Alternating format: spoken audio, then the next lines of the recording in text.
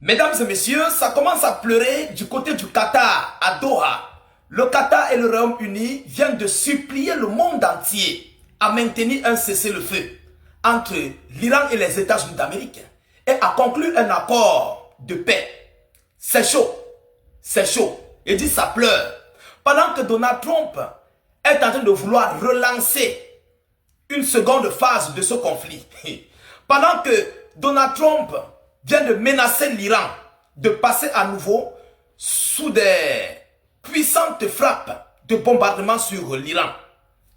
En ce temps, le Qatar et le Royaume-Uni supplient à ce que le cessez-le-feu soit consolidé et ils doivent conclure un accord de paix. Mais c'est vous qui avez autorisé l'Amérique à venir sur votre sol pour combattre l'Iran. C'est vous qui avez autorisé Israël, votre ciel, votre sol, pour leurs avions de combat, pour combattre l'Iran. Aujourd'hui, vous voulez que le cessez-le-feu soit consolidé. Aujourd'hui, vous voulez qu'un accord de paix soit consolidé. Alors après, on nous dira que l'Iran n'a pas une capacité. Mais, mesdames et messieurs, où sommes-nous? Où sommes-nous? Nous sommes où dans ce monde-là? Vous n'aurez que vos yeux pour pleurer vos infrastructures que vous avez construites pendant des années. Votre pays touristique serait seulement dans les prochains jours des pays déserts, des pays que le monde entier va abandonner.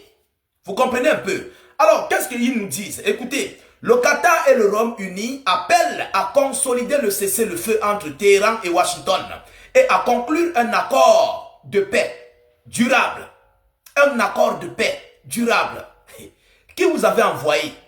En réalité, le Royaume-Uni est parti au Qatar pour voir, donc Keir Starmer s'est rendu au Qatar pour essayer de voir qu'est-ce qui a été détruit parce que l'Europe est touchée sur le domaine du pétrole. Lorsqu'il dit le pétrole brut, les Européens, pas seulement l'Europe, le monde entier même est touché.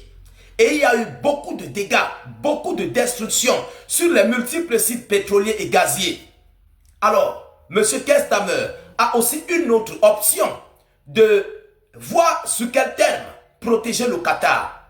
Vous comprenez? Mais pendant ce temps, les deux pays appellent à consolider pour un cessez-le-feu. Et de l'autre côté, l'Amérique, plus précisément Donald Trump, menace des frappes imminentes sur l'Iran et ordonne le chargement des navires militaires pour se repositionner.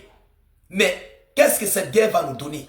Mesdames, Mesdemoiselles et Messieurs, allons-y dans la profondeur de l'information. C'est vous qui déclenchez la guerre, c'est vous qui pleurez après. Mais les Iraniens sont clairs. Ils ont leurs lignes rouges, ils ont leurs conditions à respecter. Et ils ne plient pas, ils ne plieront jamais. Les Iraniens n'ont jamais plié dans une guerre. 8 ans de guerre avec l'Irak. Ils ne plient pas jusqu'à ce que les Irakiens ont capitulé. Ah oui, les Irakiens ont capitulé. L'Iran a été bombardé de la plus belle des manières. 8 ans de guerre, 8 ans de guerre. Ce n'est pas du n'importe quoi. Mesdames et messieurs, on nous dit quoi par la suite? Mettez beaucoup de j'aime, partagez la vidéoconférence au maximum. Partagez-la comme vous pouvez, je vous en prie, s'il vous plaît. Voilà. Abonnez-vous pour tous ceux qui sont nouveaux à la page pour ne plus rater nos prochaines vidéoconférences.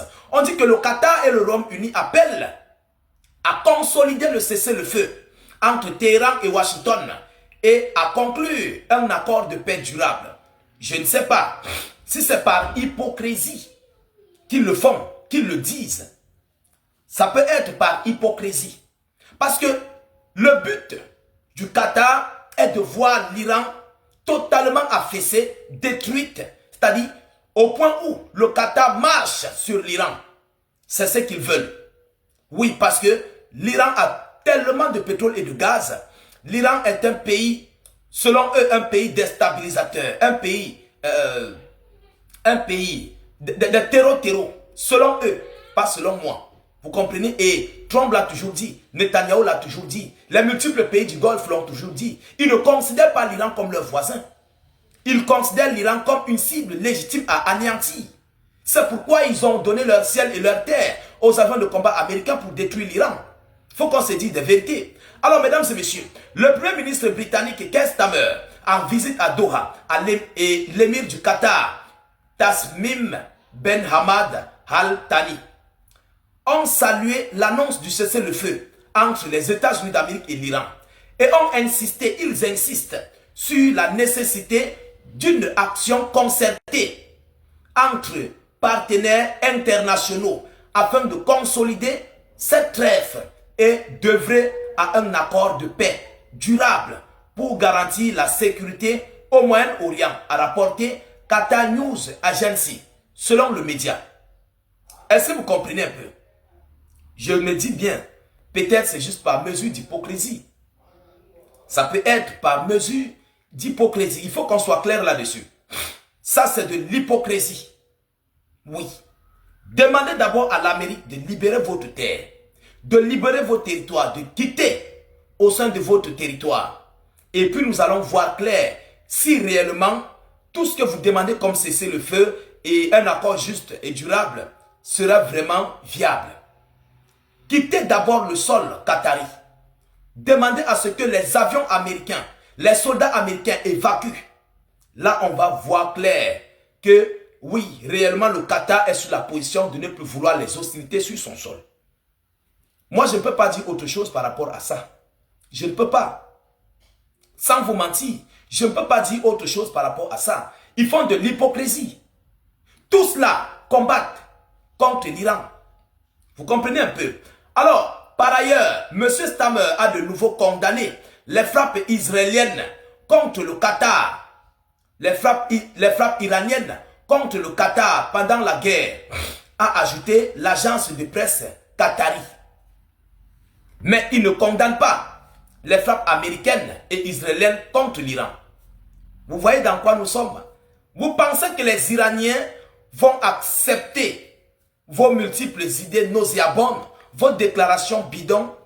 Les Iraniens ne sont pas dans ça. Ils ne vont jamais l'admettre.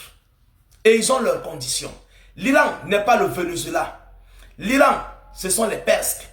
Ils ont leurs coutumes à part. Les Iraniens ne se découragent jamais devant une guerre. Pour eux là, vaut mieux mourir en martyr que de mourir pour rien. Ne rien servir et mourir, jamais. Chez les Iraniens, ça ne passe pas. On préfère mourir en martyr que de mourir sans ne rien faire. C'est comme ça les Iraniens. Et c'est dans l'ADN des Iraniens. Toujours prêts à combattre. Alors, moi je crois que M. Stammer est en train de faire ce qu'on appelle le Fisabilillahi.